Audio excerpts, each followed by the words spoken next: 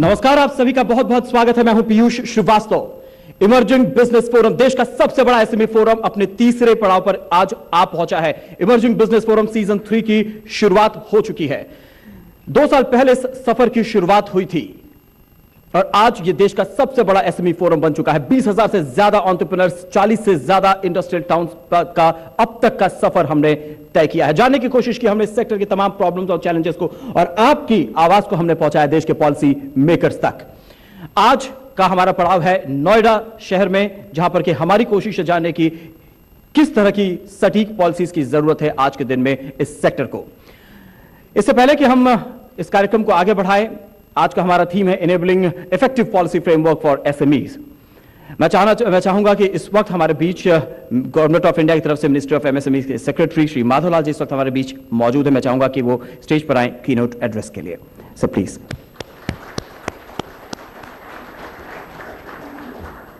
A very good afternoon to all of you, members from the various associations representing industry, from the financial institutions, other stakeholders. It gives me great pleasure to be here this afternoon. I appreciate the theme for the forum, New Boundaries and Opportunities, which is essential for taking our industrial sector forward. The mission of the Ministry of Micro, Small and Medium Enterprises is to promote growth and development of MSME sector in cooperation with concerned ministries, the sectoral ministries, the state governments, other stakeholders, by providing support to the existing enterprises and encouraging creation of new enterprises. The MSME Development Act 2006 provided the legal framework for promotion of and growth of the MSME sector. However, few issues like limitations imposed by the present ceiling on investment in plant and machinery in the growth of MSMEs have been raised in the past. I am pleased to inform you that in Budget 2013, the government has announced that the benefits in the non-tax areas will continue to remain with the MSMEs for a period of 3 years till they grow to the next stage, that is from micro to small, or from small to medium, and from medium to large. For giving a better access to the MSME sector, the NSIC has already started a B2B portal. A B2C portal is in the making. The challenge would be to create a logistics supply chain and standardization of products for service to the consumers. The NSIC would be strengthening the equity support for their efforts, will be strengthened with equity support for its efforts to create market for the products of the MSMEs. I look forward to the discussions which will follow, and I look forward to receiving questions, answering the questions, and also putting forward the viewpoint and the issues which we perceive in the ministry on which we need to actually work together with all stakeholders in the industry related sectors of finance and other stakeholders, including the newly evolving equity platforms, the venture capital funds, and so on, to see that the MSME sector, which has really lived up to its reputation of growth and innovation, will continue to flourish in the years ahead. Thank you very much. चलिए, इसी के साथ अब हमारे तमाम panelist stage पर हैं। इस शो की शुरुआत करते हैं। एसपी कुमार साहब, मेरा पहला सवाल आपसे है। सर, माधवलाल साहब को हमने सब अभी सुना, जिन्होंने तमाम बातें कही। हम ये आपसे जानना चाहेंगे, क्योंकि इन पॉलिसीज को ज्यादातर हकीकत में बदलने का जो जिम्मा है वो एनएसआईसी के पास होता है। तो जिस तरह की पॉलिसीज फिलहाल अभी एग्जिस्टिंग पॉलिसीज जो ओवरऑल सेक्टर के लिए बनी है, आप उससे कहां तक संतुष्ट और किस तरह से ये पॉलिसीज अभी एंटरप्रेन्योर्स को मदद कर पा रही हैं? देखिए, भारत में जो एसएमई सेक्टर का डेवलपमेंट हुआ है, जिस तरह की ग्रोथ हुई है, जैसा कि हमारे सेक्रेटरी साहब ने भी अभी बताया, जिस तरह का जितना कंट्रीब्यूशन इंडियन इकोनॉमी में एमएसएमई सेक्टर का है, इसका कारण क्या है? इसका कारण है कि हमारे जो पॉलिसी मेकर्स हैं उन्होंने इस सेक्टर को एक इम्पॉर्टेंट सेक्टर समझते हुए, देश की अर्थव्यवस्था में इसके योगदान को समझते हुए, इसके पॉसिबल कंट्रीब्यूशन को समझते हुए ऐसी पॉलिसीज बनाई। जब इंडस्ट्रियल पॉलिसी बनी, हमारी इंडस्ट्रियल पॉलिसी रेजोल्यूशन आया 50s में, तो कॉटेज और स्मॉल इंडस्ट्रीज को एक महत्वपूर्ण स्थान दिया गया और उसके लिए जो इनेबलिंग प्रोविजंस किए गए, इनेबलिंग पॉलिसीज बनाई गई, वो बहुत ही यूनिक पॉलिसीज हैं। जैसे फॉर एग्जांपल मैं आपको बताऊं कि प्रायोरिटी सेक्टर लेंडिंग का जो कॉन्सेप्ट है, बैंकों को ये कहना कि वो अपने सारे लोन्स का एक पर्टिकुलर परसेंटेज प्रायोरिटी एरियाज में देंगे और उसमें स्मॉल स्केल सेक्टर को भी शामिल किया गया। उसका मुख्य कारण यही है कि स्मॉल स्केल सेक्टर को एक प्रायोरिटी सेक्टर माना गया, जिससे कि उस सेक्टर की ग्रोथ हो सके, क्योंकि ये एक सेक्टर है जिससे जगह जगह पूरे देश में एक इंडस्ट्रियल डिस्पर्सल हुआ और उससे एम्प्लॉयमेंट की अपॉर्चुनिटीज क्रिएट होती हैं। तो ये एक इंपॉर्टेंट पॉलिसी थी, एक पॉलिसी जिसमें स्मॉल स्केल सेक्टर के लिए 800 से अधिक आइटम्स की मैन्युफैक्चरिंग को रिजर्व किया गया।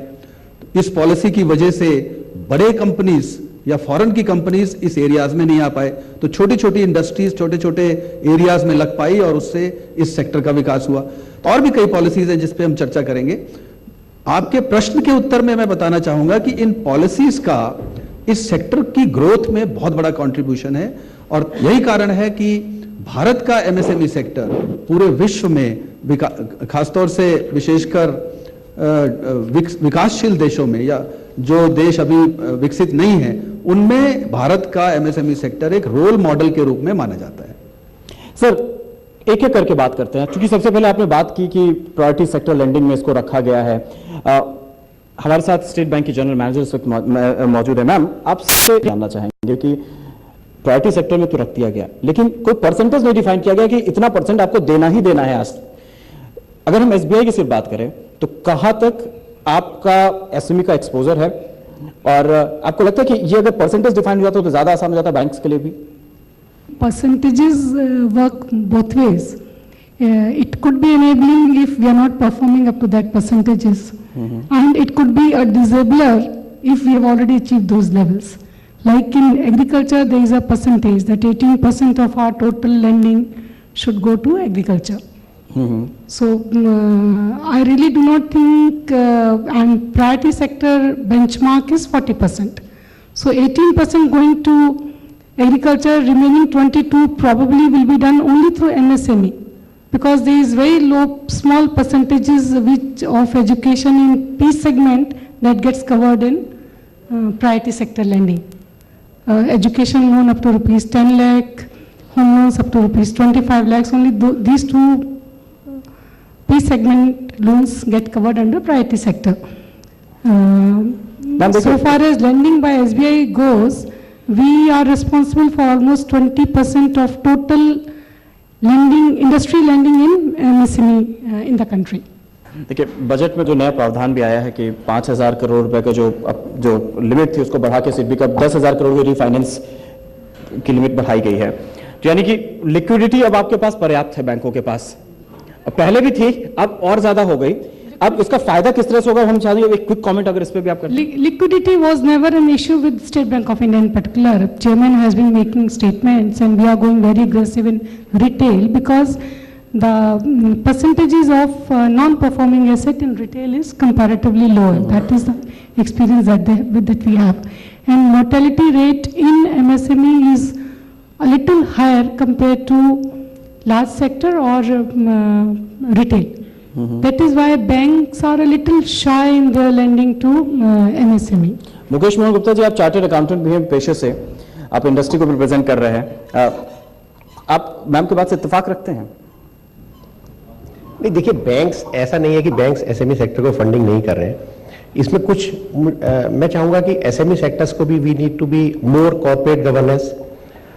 कुछ समस्याएं जरूर है एसएमई के लिए। इंटरेस्ट रेट शायद एसएमई सेक्टर्स को थोड़ा ज्यादा होता है, लेकिन वो शायद उसके लिए भी तैयार है। बट मैं कहूंगा कि adequate and timely finance is more important.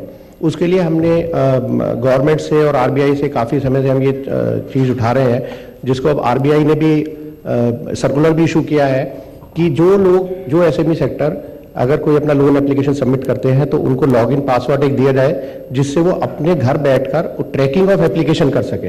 सो अगर ये चीज़ शुरू हो जाती है तो मैं समझता हूँ कि बहुत एक इंपॉर्टेंट चीज़ होगी। मतलब आपका क्या एक्सपीरियंस है बैंक्स को लेकर? आपको लगता है कि अभी थोड़ा सा बैंकों का जो माइंडसेट है उसमें कहीं चेंज होने की जरूरत है, या कुछ ऐसी इफेक्टिव ऑल पॉलिसी की जरूरत है यहाँ पर, या कुछ पॉलिसी चेंज की जरूरत है जिसकी वजह से बैंकों का जो एटीट्यूड है टुवर्ड्स एंटरप्रेन्योर्स वो थोड़ा सा और चेंज हो? I think companies which are doing well, they have no problem in getting finance. Banks are chasing them for lending. But interest rate वो अभी भी देखना है, because international rates are still higher compared to India, and we have to, if we have to export, we have to compete with them on the finance rates also. So that has to come down. And again, there's an issue for startups, they have a problem in getting finance. So there we need to see how we can support the startups. Rajiv Chawla साहब, स्वागत है और आपका view इस पर। Banking के संबंध में मुझे 2-3 बातें कहनी है। आज सपोर्ट बहुत बड़ा है कोलेटरल गारंटी फंड ट्रस्ट का, जिसकी वजह से बैंक्स के पास एक बहुत बड़ा बैकअप है और एक बहुत बड़ी सपोर्ट है, और बैंक्स को लेकिन इसको और ज़्यादा लीवरेज करना चाहिए। 2 चीज़ें और कि कुछ बैंक्स अलग अलग बैंक्स एंटरप्रेन्योर्स को डिफरेंट, स्पेशली स्टार्टअप्स को डिफरेंट वेज में सपोर्ट करते हैं।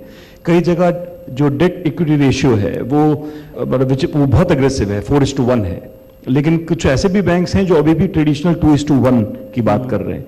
तो मुझे लगता है कि particularly for startups, micro and small enterprises, ये जो डी रेशियो है इसमें बैंक्स को और ज़्यादा एग्रेसिवनेस दिखानी चाहिए, और इक्विटी एक एंटरप्रेन्योर से, स्पेशली स्टार्टअप से 15 से 20% तक होनी चाहिए। स्टार्टअप्स के लिए मैं अभी भी समझता हूँ कि रेट्स ऑफ इंटरेस्ट ज़्यादा हैं, और हालांकि कुछ बैंक्स 1 करोड़ से कम लोन्स को थोड़ा सा लो रेट्स पे रखा हुआ है, लेकिन by and large I believe कि अभी भी रेट्स ऑफ इंटरेस्ट में हम और बैंक्स की पॉलिसी लिबरल हो सकती है, और उससे नए एंटरप्रेन्योर्स को बढ़ावा मिलेगा। ये एक बहुत इंपॉर्टेंट पॉइंट आपने चूंकि रेस किया, तो मैं यहाँ पर सेक्रेटरी साहब से कोई बात इनके समक्ष में लाना चाहूंगा। सर, ऐसा नहीं हो सकता जिस तरह से एग्रीकल्चर सेक्टर के लिए और एक अलग तरह का प्रोविजन बना हुआ है, ऐसा नहीं संभव कि अगर आप मिनिस्टर ऑफ फाइनेंस को अगर ऐसा सजेस्ट करें कि एक अलग तरह के ब्रैकेट में कम से कम स्टार्टअप्स को रखा जाए या माइक्रो यूनिट्स को रखा जाए? मैं आपको याद दिलाऊंगा कि एमएसएमई से जुड़े हुए सारे मुद्दे, including access to finance, timely access to finance, affordable credit, ये सारे मुद्दे जो है प्राइम मिनिस्टर्स टास्क फोर्स बनी थी जब पीछे 2008 में इकोनॉमिक डाउनटर्न हुआ था, उसके बाद एक प्राइम मिनिस्टर ने टास्क फोर्स कॉन्स्टिट्यूट की थी और ये सारे मुद्दे उसमें लिए गए थे। और डिस्कशन के दौरान हम लोगों ने भी ये कहा था कि इसमें जो है अगर एमएसएमई सेक्टर के लिए, खासतौर से एमएसई सेक्टर के लिए अगर एक परसेंटेज मुकर्रर कर दी जाए प्रायोरिटी सेक्टर के अंदर ही, और उस परसेंटेज को अचीव करने के लिए बैंक से कहा जाए तो ये फायदेमंद होगा। मगर उसमें दूसरा पहलू ये है जो अभी general manager state Bank of India ने कहा कि अगर हम इस तरह के साइलोज बना देते हैं तो प्रायोरिटी सेक्टर के अंदर जो है वो दिक्कत पैदा हो जाती है। अभी आपका ये मैंडेटरी जो है परसेंटेज वो एग्रीकल्चर सेक्टर के लिए है, तो उसमें ये तय किया गया, जो कि एक अच्छा डिसीजन था मेरे मुताबिक, कि आप इस लेवल पर स्टैंड करते हैं अभी क्रेडिट की अवेलेबिलिटी में, और हम ये कहते हैं कि सडनली आप उस परसेंटेज को, जो भी आप परसेंटेज मुकर्रर करना चाहते हैं उस पर तो पहुंच नहीं सकते हैं, मगर 20% ईयर ऑन ईयर ग्रोथ कर दीजिएगा, जो कि एक काफी ठीक परसेंटेज है ईयर ऑन ईयर ग्रोथ के लिए। और वो क्रेडिट जो है मॉनिटरेबल है, वो बैंक वाइज मॉनिटरेबल है, शायद अगर कोई करना चाहे तो वो स्टेट वाइज मॉनिटरेबल है, और जो है डिफरेंट लेवल्स पे हम ये उसकी प्रोग्रेस देख सकते हैं। अब सवाल ये है कि ये क्रेडिट एक्सेस का मुद्दा चलता आ रहा है। अगर हम एक मैक्रो लेवल पे इसको देखें तो शायद इसके दूसरे पहलू हैं। अगर हम स्टेट लेवल पे आ जाएं, क्योंकि मैं पहले चीफ सेक्रेटरी रहा हूं स्टेट का, भी वहीं से आ रहा हूं, तो अगर हम देखें कि स्टेट लेवल पे ये प्रॉब्लम कैसे एड्रेस की जा सकती है, उसको दूसरा नजरिया है। कहीं पे किसी स्टेट में जो है आपकी क्रेडिट अवेलेबिलिटी ज्यादा आसान है, कहीं पे कम है। विद इन द स्टेट जो है डिस्पैरिटीज है।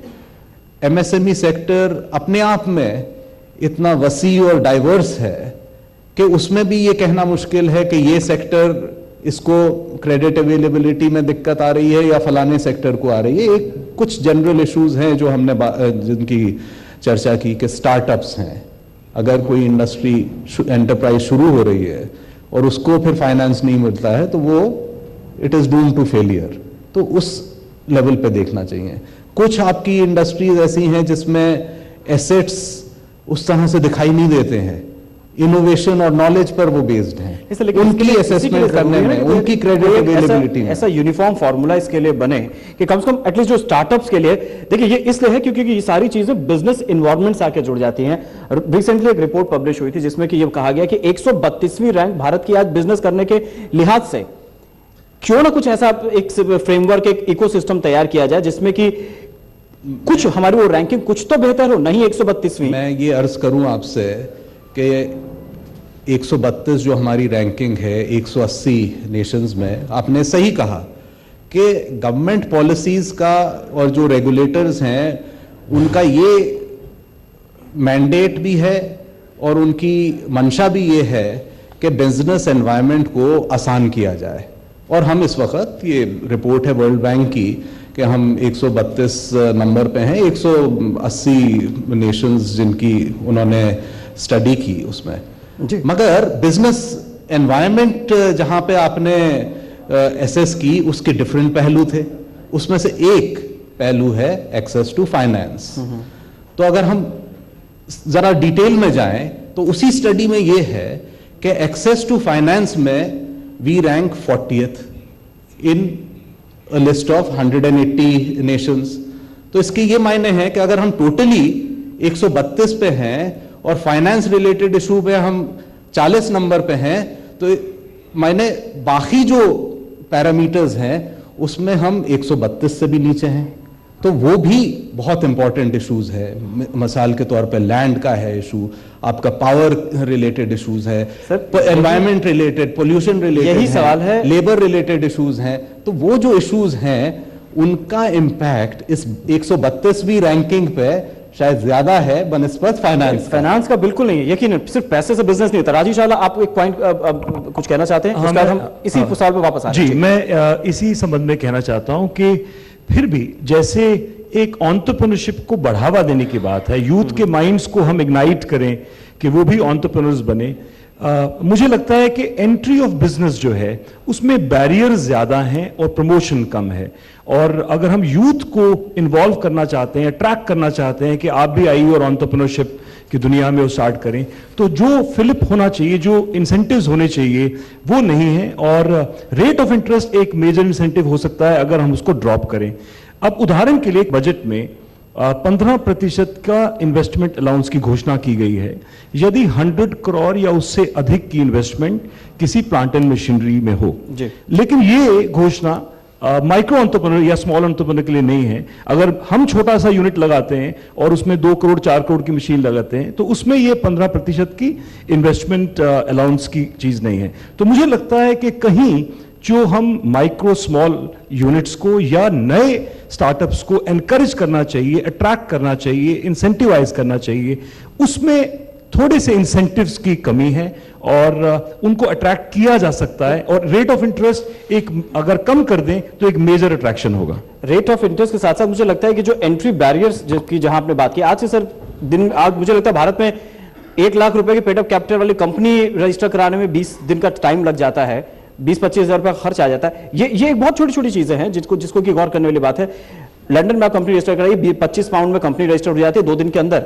क्यों नहीं हमारे यहाँ इस तरह के सिस्टम से डेवलप हो सकता है? इस पॉइंट पर हम आना चाहेंगे, लेकिन उसके पहले एचपी कुमार साहब और मुकेश जी आप। मैं सर इसमें ये कहना चाहूंगा कि रेट ऑफ इंटरेस्ट ना, मुझे ऐसा लगता है कि rate of interest is not the only incentive. अगर हम टोटल कॉस्ट ऑफ प्रोडक्शन में जो छोटी यूनिट्स है जिन्होंने 5 लाख 10 लाख 20 लाख रुपए का लोन लिया है, अगर उनका रेट ऑफ इंटरेस्ट 1% कम भी हो जाए तो मुझे नहीं लगता कि उनकी प्रॉफिटेबिलिटी में कोई बहुत ज्यादा फर्क पड़ने वाला है। मुझे लगता है कि कुछ और इशू है जिन पे हमें थोड़ा ज्यादा ध्यान देना चाहिए, वो शायद इशू थोड़ा पीछे रह जाते हैं। जैसे लार्ज कॉर्पोरेट से पेमेंट्स की बात है, इस विषय में हमें कुछ देखना चाहिए कि वो फंड जो उनके 90 डेज या 120 डेज तक जो अटके रहते हैं बड़े कॉर्पोरेट्स पे, और उनके पास कोई सोर्स नहीं होता, कोई तरीका नहीं होता उन पैसों को निकालने का टाइमली, उनके लिए अगर हम कुछ करें कि वो पैसा हमें लार्ज कॉर्पोरेट से टाइमली हमें मिले। प्रोक्योरमेंट पॉलिसी की जहां तक बात है, प्रोक्योरमेंट पॉलिसी में जहां तक मुझे पता है कि वो एमएससी यूनिट नहीं प्रोक्योरमेंट पॉलिसी और इन दोनों ही मुद्दों पर हम अभी आएंगे। फाइनेंस से जैसे ही आगे बढ़ते तुरंत इस पर आएंगे। एचपी कुमार साहब, मैं एक्चुअली एंट्री बैरियर्स की तरफ आपका चूंकि प्रश्न था उसके ऊपर कुछ इंटरवीन करना चाहता था। देखिए, जहां तक गवर्नमेंट की बात है, गवर्नमेंट ने रजिस्ट्रेशन प्रोसेस को, कोई नया उद्योग लगाना चाहता है, लघु उद्योग लगाना चाहता है, रजिस्ट्रेशन प्रोसेस को सिंप्लीफाई करने के लिए एक्ट में ही अमेंडमेंट किया। अब एमएसएमईडी एक्ट जो बना उसमें आपको अगर अपनी स्मॉल स्केल यूनिट रजिस्टर करानी है तो उसके लिए एक इतना सरल प्रक्रिया रखी गई कि एक फॉर्मेट है जिसको हम मेमोरेंडम है जिसकी हम डुप्लीकेट कॉपी बना के खुद ही और फाइल कर लें और उसका रजिस्ट्रेशन नंबर हमें वहां से डीआईसी से मिल जाएगा और आपकी यूनिट रजिस्टर हो गई। ये इस पॉइंट को हम थोड़ा सा और डिटेल में रिलीज करना चाहते हैं। इसी के लिए एक टर्म बना हुआ है सिंगल विंडो क्लियरिंग सिस्टम। क्या वैसा कोई सिस्टम हमारे इंट्रोड्यूस हो सकता है? लेकिन उस पर एक आखिरी सवाल में, और हमारे साथ जनरल मैनेजर स्टेट बैंक की बैठी हुई हैं अग्रवाल जी। मैम, सीजीटी एमएससी के ऊपर मेरा ये सवाल है, जो कि कोलैटरल फ्री लोन 1 करोड़ रुपए तक का छोटी यूनिट्स के लिए अवेलेबल है। इसको अक्सर लेके ये सवाल अभी 2 शहरों में हमारा जो सफर है, उन्हीं 2 शहरों में कम से कम हमको कई सारे सवाल वहां पर आए कि बैंक के जो ऊपर में लोगों जिन्होंने पॉलिसी बना दी उनको तो पता है, लेकिन जब आप ब्रांच के लेवल पे जाइए वहां उनको पता नहीं, वो देना नहीं चाहते हो। उस स्कीम में भी वो कोलैटरल की मांग करते हैं। इस बारे में स्टेट बैंक ऑफ इंडिया की पॉलिसी बहुत क्लियर है, और क्योंकि टॉप मैनेजमेंट को पता है that there is innovation at the grass root level to give collateral free loans, so we have come up with 2 incentive scheme for the staff, that if you extend loans under CGTMS scheme, you are incentivized in monetary terms. So and it is not only this, the loans being given under CGTMSE are being monitored at the highest level at the level of corporate office.